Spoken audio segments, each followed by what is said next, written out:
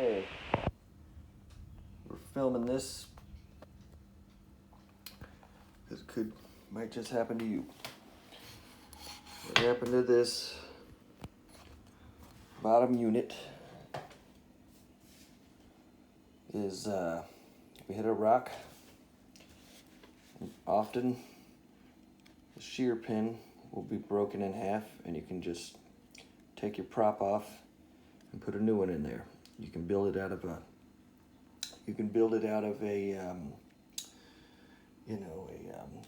a drill bit.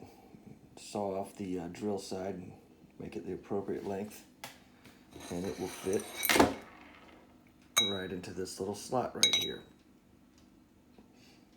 That fit into that excuse me. This little shaft that's normally in there will fit right into that slot. But if you hit a rock, you might just also break this, which is a straw-shaped type of shaft. I should go get those. I will by the end of this video so you can see what those look like. And what happened to me was I could not get that out of there. And that's because I did not understand a crucial piece of information. When this thing is broken, this part will be disengaged from this part. And so in order to get that thing out of there, if it's broken, you need to line these two holes up like that. If they're not lined up, you can bang on that thing all day and it will not come out. But when you line them up, you tap it and it will start to show, and you'll be able to pull it out, and then you'll be in a position to replace it. And everything will be lined up and working again. Drive shaft is spinning. Everything is hooked back up correctly now, thanks to my buddy that discovered this. Let's see here. Real quick, because this is important to exactly what we're talking about here. Let's see if we can find the box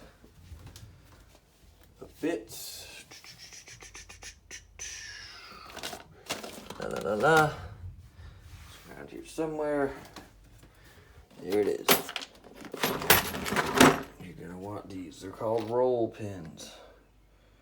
Get an assortment of roll pins and you'll be able to get the correct one to go back in to this little spot on your prop axle.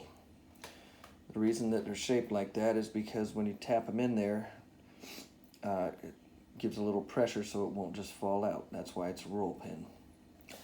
After that, I like to be really fancy about this. I cut a nice cork gasket.